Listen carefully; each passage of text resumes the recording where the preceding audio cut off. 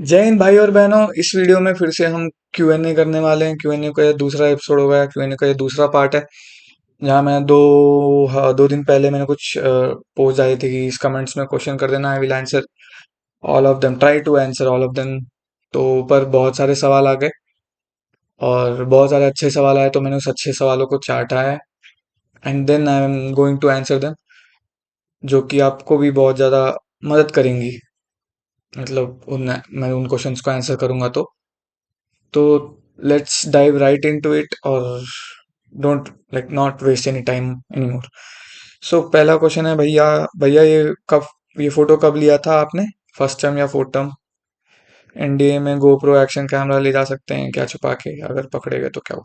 अब भाई ये हर एकेडमीज में हाइक्स होती हैं मिड टर्म ब्रेक्स वगैरह में, जहाँ एनडीए के कैडेट्स को भाई ओटीए भेज दिया जाता है वहाँ के सिटी में जाने घूमने घूमने के लिए। तो वो एकोमोडेशन ओटीए में रहते हैं, ओटीए में रहते हैं अकोमोडेशन, एज ए अकोमोडेशन। वैसे ही सीटीडब्ल्यू वाले जाते हैं, कहीं भी आ सकते हैं। एनडीए गए थे हम उस टाइम पे, मैं फोर्थ टर्म में था, पुणे घूमने गए थे एक्चुअली, तो एनडीए में गए थे हम, तो तब की ये फोटो है।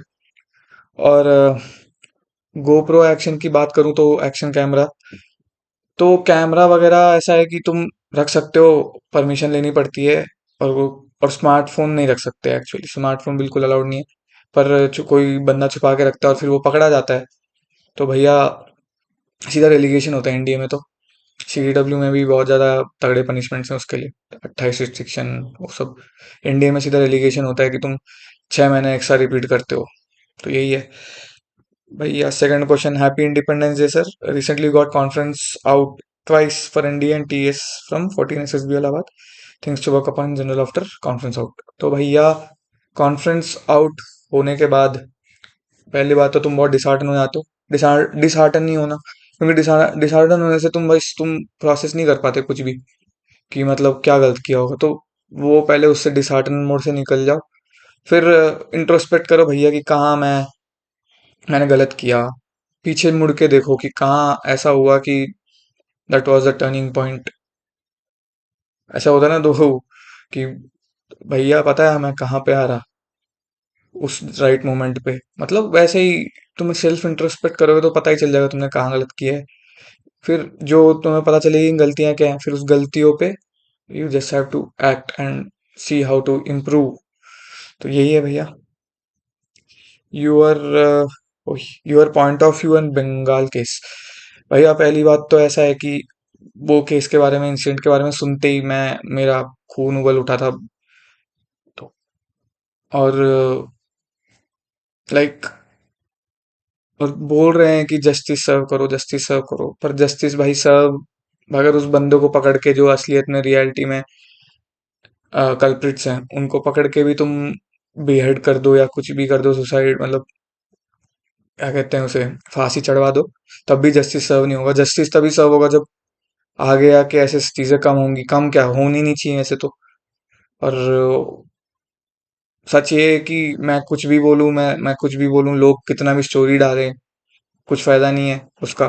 जस्टिस तभी सर्व होगा जब तुम लाइक जो बच्चे, लड़के लड़कियां, छोटे लड़के लड़कियां, उन लोग को सही परवरिश, सही वैल्यूज सिखाओगे तो they will know what is wrong, what is right. तो that's the best we can do, is what I think. तो यही है मेरा point of view. Best SSB coaching for NDA भाई, ये बहुत सारा सब्जेक्टिव चीज है। बेस्ट बेस्ट कुछ नहीं होता भाई। ऐसा है कि पानी पिलाने एक क्या कहते हैं, एक घोड़े को रिवर तक ले जाते हैं, पानी हमें उस घोड़े को खुद पीना पड़ता है। वैसा ही सीन है। और ये कोचिंग सेंटर्स ऐसे हैं कि they will guide you through, but आखिर में तुम्हें ही करना होता है। तुम पर वैसे अगर तुम पूछो मैं कहाँ गया था, तो मैं इम्पैक्ट एकेडमी सिकंदराबाद गया था। 14 दिन का था कोर्स, क्रैश कोर्स टाइप गया था मैं 14 दिन। तो देवर गुड। बाकी बहुत कोचिंग सेंटर्स का नाम सुनने को मिल रहा है। तो ऐसा बेस्ट तो बहुत सब्जेक्टिव चीज़ है यार, बहुत लोग को अलग अलग रिक्वायरमेंट्स होंगी, उसके हिसाब से बेस्ट बहुत सब्जेक्टिव चीज़ है। अगला, a brief process of how to get a sword of honor in academy, what things need to keep in mind in OTA गया, and which sports clubs are there are in OTA गया। भैया देखो, जो भी बंदा academy में घुसता है वही सबसे पहले बड़ी अचीवमेंट होती है, और कोई बंदा ये नहीं सोचता कि दिमाग में कि मेरे को स्वॉर्ड ऑफ ऑनर जीतना है। ठीक है, ये नहीं सोचता मेरे को स्वॉर्ड ऑफ ऑनर जीतना है, कोई भी नहीं सीखता। जो बंदा स्वॉर्ड ऑफ ऑनर जीता भी होगा तो वो भी नहीं सोच रहा होता कि जब वो पहली बार आया था कि मेरे को स्वॉर्ड ऑफ ऑनर जीतना है। तो स्वॉर्ड ऑफ ऑनर जीतता वही है भाई जो नेचुरली ऑर्गेनिकली बहुत हर चीज में अच्छा करता है, और वो यही सोचता है कि इस चीज में मेरे को अच्छा करना है, for the platoon, for the team, for the group. तो वैसे करते करते उसकी मेरिट अच्छी हो जाती है, और फिर वो जीत जाता है स्वॉर्ड ऑफ ऑनर। तो इसका ऐसा कोई प्रोसेस नहीं है कि ऐसा ही करना है तुम्हें स्वॉर्ड ऑफ ऑनर मिलेगा, ऐसे ही करोगे तो तुम्हें स्वॉर्ड ऑफ ऑनर नहीं मिलेगा। तो भैया यही है, बस what things you need to keep in mind, ठीक है भाई, वही भाई तुम प्लेटून कंपनी के साथ रहो, कंपनी के लिए करो, कंपनी के लिए बस रहो, अपना यूनिफॉर्म सही रखो, टाइम से अपने टेस्ट पास करो, ये चीजें हैं। बाकी स्पोर्ट्स और क्लब्स, भाई स्पोर्ट्स भाई ऐसा है कि भाई 4 गेम्स खेलते हैं एकेडमीज में, 2 कोर्ट गेम्स और 2 field games. 2 court games basketball और वॉलीबॉल, और फील्ड गेम्स फुटबॉल और वही हॉकी। तो उसमें क्या होता है, और क्लब्स क्लब्स क्लब्स की बात करूं तो क्लब्स बहुत सारी होती हैं, हर एकेडमी में अलग अलग होती हैं। ओटीए गया मैं, जब मैं था तो पेंटिंग क्लब, आर्ट क्लब था, music club, music and dramatics club था, और एरोडायनामिक्स क्लब जिसमें तुम एरो मॉडलिंग करते हो, और क्या कहते हैं, बहुत सारे मतलब हाँ गोल्फ क्लब था, हॉर्स राइडिंग क्लब था, एक ड्रिल क्लब भी चालू हो गया था, और बहुत ऐसे ही क्लब्स थे, और हाँ फिजियोथेरेपी क्लब था, स्पोर्ट्स एंड फिजियोथेरेपी क्लब। तो वही है, ऐसे क्लब्स होते हैं। तो भैया अगला क्वेश्चन, जैन भैया, I want to know how you motivate yourself after all this up and downs in your life. What makes you keep going? Because I know it was heartbreaking for you when you left the academy. Also, भैया, do you get any pension from Indian Army and how much it is? It is ठीक है। तो भैया ऐसा है कि भाई ये सब देखो, मैं ये सोचता हूँ कि कंट्रोल, कुछ चीजों पे हमारी कंट्रोल होती है, कुछ चीजों पे हमारी कंट्रोल नहीं होती है, और मैं ये फॉलो करता हूँ जो हमारी चीज हमारे अंडर जो कंट्रोल में होती है उनमें अगर मैं बेस्ट दूं तो काफी है मेरे लिए। जो मेरे चीज में जो मेरे कंट्रोल में नहीं है उस चीज का मैं कुछ नहीं कर सकता, जो होना है वो होगा। तो ये मेरा थॉट प्रोसेस रहता है, तो इसके वजह से मैं डिसहार्टन नहीं होता हूँ। मतलब दुख होगा पर उस पे मैं ड्वेल नहीं करता, वो बस एक दिन में आती है दुख, एक दिन में चली जाती है, अगले दिन से भाई मूव ऑन। मतलब हर चीज में किसी भी एस्पेक्ट में ले लो, वैसा रहता है मेरा। तो इसलिए भाई यही चीज मोटिवेट मोटिवेट के लिए तो भाई यही है कि तुम अपने जो भी तुम्हारे चीज अंडर कंट्रोल चीज है, जो तुम जिसमें कुछ कर सकते हो तो उसमें तुम बेस्ट दो, बस। बाकी will things fall in place, और तुम्हारे जो कंट्रोल में नहीं तुम उसके बारे में सोच के तुम अपना टाइम वेस्ट और दिमाग खराब कर रहे हो, और कुछ नहीं। तो यही मेरा थिंकिंग है, इसलिए I I make things everyone like it's easier करके। मतलब मैं, तुम लोग को लगता होगा कि अरे ये कैसे हो गया, मतलब मेरे दोस्त भी बोलते हैं कि भैया इतना इतनी जल्दी कैसे ऐसे मूव ऑन कैसे हो रहा है तुम्हें, मतलब यही है भाई सीक्रेट सॉस। और भैया, do you get any pension from, हाँ भाई मेडिकल बोर्डेड आउट क्रेडिट्स को मिलती है। पेंशन नहीं कहते उसको अभी, मतलब उसके लिए भी बहुत लड़ाई कर रहे हैं, पर पेंशन नहीं बोलते उसको, एक्स ग्रेशिया स्कीम के तहत कुछ अमाउंट मिलता है डिसेबिलिटी पेंशन करके, डिसेबिलिटी परसेंटेज के हिसाब से। तो उसमें वही है, तब डिसेबिलिटी परसेंटेज भी वो मेडिकल बोर्ड डिसाइड करती है, उसके हिसाब से you get a good like pocket money type money मिल जाता है। When do you live and your father profession, please answer. भैया, मैं हूँ हैदराबाद से। मैं मेरे पापा एयरफोर्स में थे, अभी रिटायर्ड हैं, तो हम बाहर हैदराबाद में मतलब सिविल में सेटल हो चुके हैं, मेरी फैमिली मतलब। तो और मैं पूरा इंडिया घुमा हूँ एक्चुअली, मतलब मैं हूँ तेलंगाना हैदराबाद से, पर तब भी मैं पूरा इंडिया घुमा हूँ पापा की पोस्टिंग्स की वजह से। तो ये सीडब्ल्यू कैसे मिलता है, आई मीन कैसे ज्वाइन करते हैं, cadet, IMA, OTA, NDA, FA सबके बारे में जानता हूँ, बट सीडब्ल्यू क्या है ये नहीं जानता। So kindly explain. तो भैया ऐसा है कि सीटीडब्ल्यू भाई टेक्निकल एंट्री स्क्रीन के थ्रू जाया जाता है, वहाँ मतलब टेक्निकल एंट्री स्कीम क्या है पूछोगे तो it's a non written type entry, जिसमें तुम्हारा जेई मेंस का कट ऑफ और 12th क्लास का परसेंटेज कट ऑफ, ये दोनों पार होने चाहिए, तब तुम्हें एसएसबी कॉल लेटर आता है, फिर तुम एसएसबी देते हो, फिर तुम रिकमेंड होने के बाद तुमसे अब पूछा जाता है कि तुम्हें कौन से सीटीडब्ल्यू में जाना है, तो तुम्हारे एसएसबी के बाद जो मेरिट आती है उसके हिसाब से और वैकेंसीज के हिसाब से तुम्हें अपनी सीटीडब्ल्यू मिल जाती है। 3 सीटीडब्ल्यू है, MCT, MCME and CME. CME Pune में है, एमसीएमई सिकंदराबाद में है और एमसीटी मऊ में है। तो yeah that's it. How does your Hindi sound so like, अभी बताया, with no Telugu accent assumption. ठीक है भाई, दिस इज ए कॉम्प्लीमेंट हो गया भाई, ठीक है, थैंक यू। तो वही है, मेरे पापा एयरफोर्स में थे, तो आई आई रोम्ड अराउंड पूरा नॉर्थ इंडिया। तो हिंदी खुद ही अपने आप में बहुत ज़्यादा फ्लुएंट होगी, पता ही नहीं चलने देता कि मैं वो मतलब साउथ इंडियन हूँ। तो या इसीलिए तेलुगु एक्सेंट नहीं आती। भाई अब मेरा एफ कैट का एसएसबी है, सम टिप्स। भाई टिप्स, टिप्स के लिए भाई मैं तेरे को एक वीडियो, आपको मैं आपको एक वीडियो वो करूंगा, क्या कहते हैं, रिकमेंड करूंगा मेरी चैनल पे।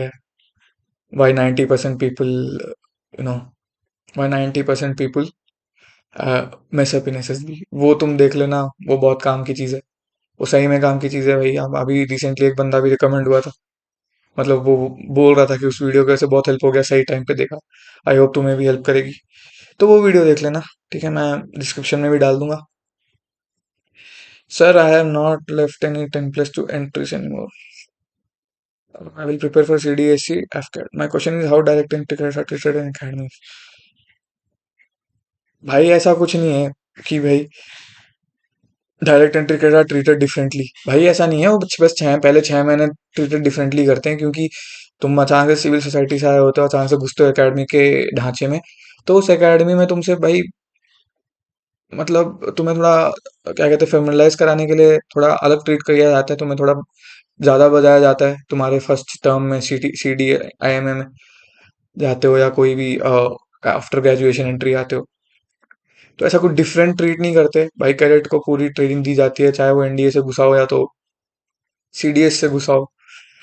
तो वही है। और भाई तुम तो मतलब मैं ये कहना चाहता हूँ एक और चीज़ की, भाई जब तुम सीडीएस वीडीएस की प्रिपेयर कर रहे हो तो तुम बस उसी में सेलेक्ट होने के लिए प्रिपेयर करो, और ये मत सोचो कि अंदर कैसे होगा सब कुछ। अंदर की बहुत बात की बात है, तुम पहले रिस्पेक्टफुली ये चीज कह रहा हूँ कि अंदर की बात है, बाद बाद में खुद तुम्हें खुद पता चल जाएंगी, वो जानने की कोशिश करोगे तो वो मजा नहीं आएगा तुम्हें। तुम पहले पूरा प्रिपरेशन पे ध्यान दो।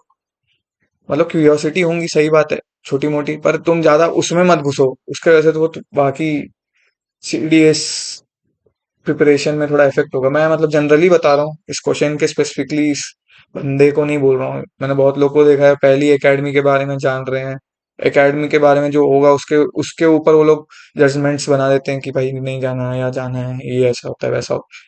तो वही, पहले प्रिपरेशन पे ध्यान दो, फिर घुसने पे ध्यान दो, मतलब अंदर क्या होता है उस पे ध्यान दो। या so, which sport do you play to play which sport do you love to play mostly in CW? Second question, क्या आपने सीडब्ल्यू के क्लास के टाइम बंक मार? भाई वॉलीबॉल प्लेयर था मैं, मैंने ओटीए का एकेडमी टीम में भी था।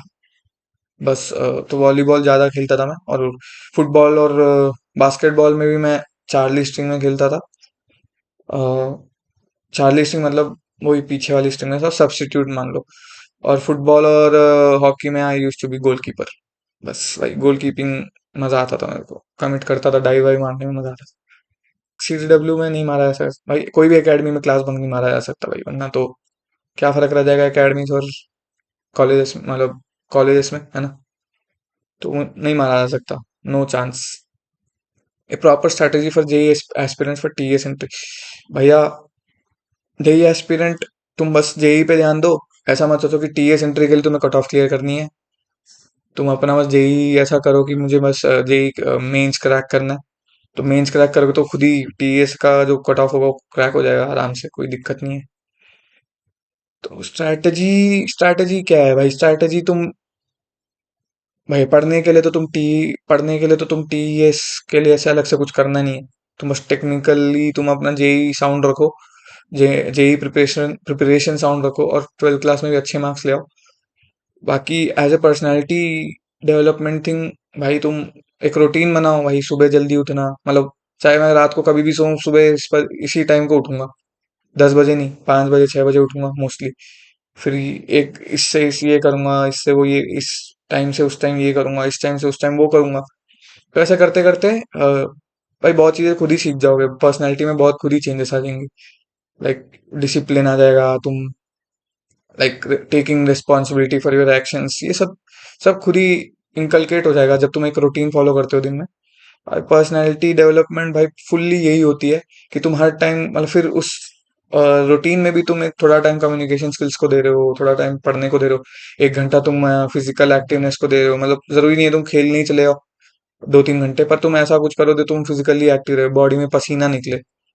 पसीना निकलने से तुम्हें बहुत अच्छा बाद में फील होता है। तो this is what I think, यही है भाई proper strategy. Sir defence defence aspirant here, what should be our mindset while answering questions in conference and personal interview. भाई देखो, इंटरव्यू जाने से पहले, कॉन्फ्रेंस जाने से पहले तुम बहुत कुछ प्रिपेयर करके आते हो, है ना? तो प्रिपेयर करके आ चुके हो तुम, और तुमको खुद तुमने बहुत कुछ सारे क्वेश्चंस पहले लिख के रखे होंगे क्या पूछा जा सकता है, और उसके लिए तुम प्रिपेयर आ चुके होते हो कि मुझे क्या बोलना है क्या नहीं बोलना है। ठीक है?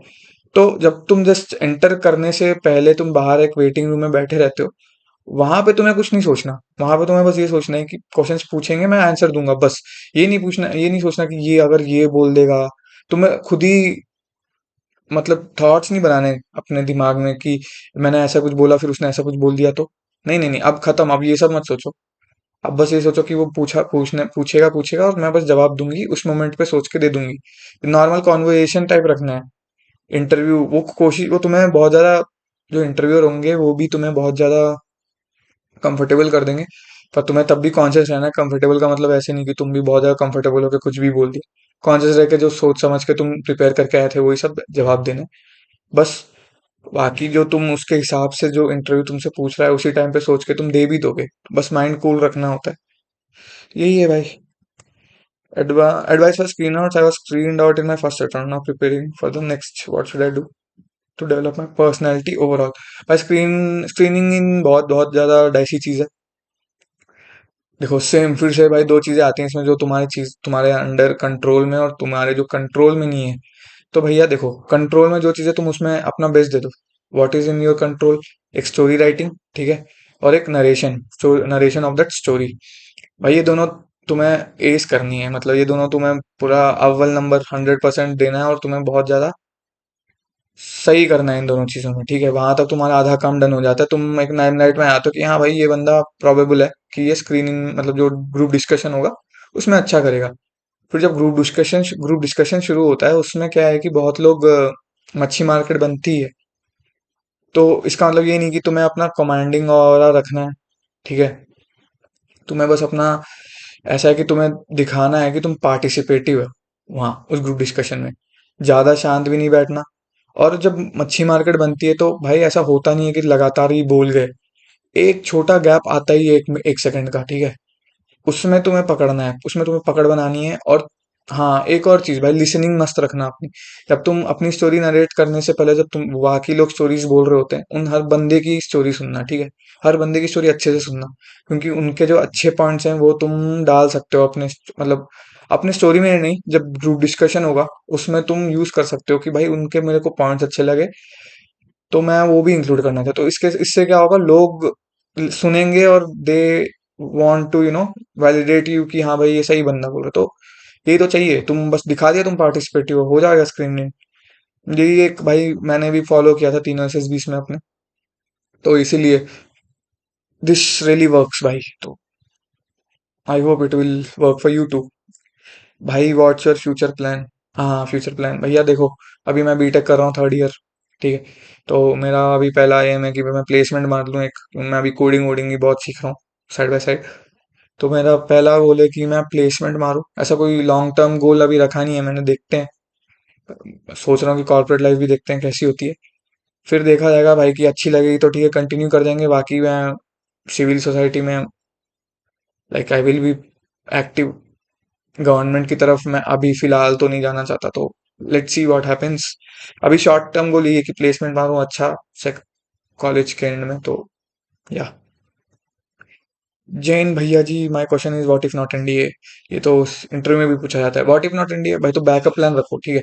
एनडीए नहीं हुआ तो भाई तुमने वहाँ कोई बहुत सारी चीजें हैं भाई, एवेन्यूज खुले हुए हैं, जाओ कॉलेज, कॉलेज वगैरह अच्छे कॉलेज के लिए ट्राई करो। मतलब बताने के लिए होना चाहिए कि भैया एनडीए नहीं हुआ तो वो है, and also I will try and give my best again and again till my age is eligible. मैंने यही बोला था, मेरे से ही पूछा गया था what if not TS NDA, है ना। तो मैंने यही बताया था कि भैया मैंने अपना एक जेई दे रखा है, स्टेट एग्जाम अच्छा दे रखा है, उसमें मेरे को एक अच्छा कॉलेज मिला हुआ है, वो बैकअप में रखा हुआ है, क्योंकि मेरा मेन एम यही है।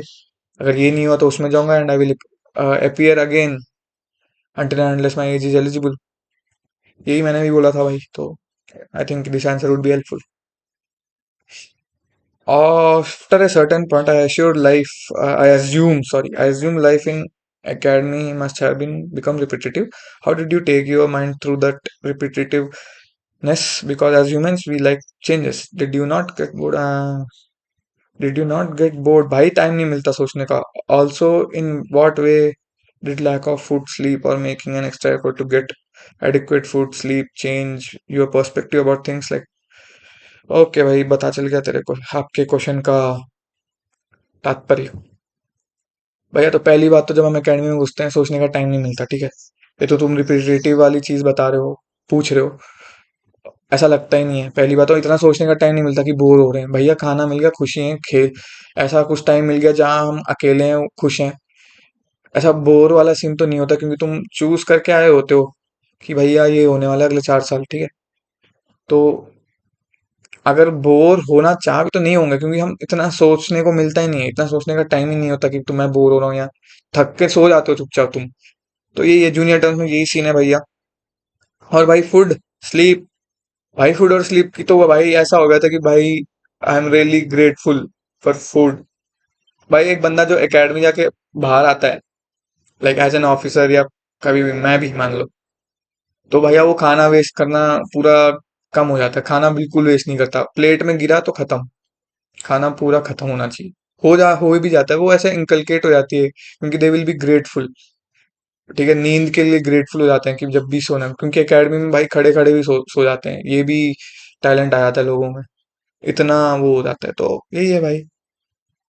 भैया what to do if you have done a lot preparing for exam, this is your hope right now, and you recently got that you have a medical problem that can might get TR or maybe a PR, that feeling haunt. It is your only hope for the time being right now, so please guide me that time. Please tell me भैया, if you any chance you can medical with, हाँ तो भैया ऐसा है कि भाई फिर से वही चीजें, जो तुम्हारी चीजें कंट्रोल में, जो तुम्हारी चीजें कंट्रोल में नहीं है, ठीक है। आई वुड सजेस्ट कि तुम, जो तुम्हारे ये भाई ऐसे क्वेश्चन मेरे को बहुत आए हैं, ठीक है। तो इसलिए एज ए जनरल मैं ये आंसर करूंगा। तो इस क्वेश्चन का ये है कि भैया तुम, जो तुम्हारी चीजें तुम्हारे अंडर कंट्रोल है तुम उसमें बेस्ट करो। जो तुम्हारे चीजें कंट्रोल में नहीं है उसके लिए ज्यादा ज्यादा अपना टाइम वेस्ट मत करो कि ये हो गया वो हो गया। भाई देखो इस केस में स्पेसिफिकली क्या है कि तुम अगर मान लो पूरा रिकमेंड होने के बाद भी बोर्ड आउट हो जाते हो, मेडिकली आउट हो जाते हो, तब भी तुमने बहुत कुछ गेन किया है भाई। तुम्हें हम रिकमेंडेड का एक टैग होगा तुम्हारे पास एक बढ़िया एक्सपीरियंस है, तुम उस चीज को कहीं भी यूज कर सकते हो आगे जाके इंटरव्यूज में कि मैं रिकमेंड हुआ था बट मेडिकली आउट हो गया। तो इट्स जस्ट अ पॉसिबिलिटी कि तुम मेडिकल आउट हो गए, उस पॉसिबिलिटी में भी तुम इतना गेन कर रहे हो। फिर एक और चीज, अगर तुम पॉजिटिव आउटकम हो, तुम you will and up in academy, है ना भाई। तो वही है भाई, ऐसे सोचोगे तो सही होगा सब भाई। और कुछ नहीं, तुम हर चीज में 100% एफिशिएंटली काम करोगे, लाइफ में हर चीज में 100% एफिशिएंटली काम करोगे if you root for an positive outcome. पहली सोच के रखोगे अरे यार क्या फायदा अगर मैं ये करूंगा, क्योंकि बाहर आगे जाके बाहर निकलना ही है, ऐसा सोचोगे तो भाई तुम बाकी चीजों भी सही नहीं कर पाओगे। तो भाई यही है, यही मेरा एक सजेशन है भाई तुमको। तो और ये जेनरिक आंसर है, बहुत लोगों को हर चीज में ये आंसर काम आएगी लाइफ में। तो भैया इतने ही अच्छे मतलब क्वेश्चंस थे आज के लिए क्यूएनए में। अच्छा लगा भाई, बहुत इंटरेक्टिव सेशन सा था ये एक तरह से। अ, तुम लोग का सपोर्ट चाहिए होगा भाई, तुम अच्छा सपोर्ट कर रहे हो। ठीक है, and thank you so much. और अगले वीडियो में मिलते हैं एक नए किस्से के साथ। सो भाई, जय हिंद, ऑल द बेस्ट।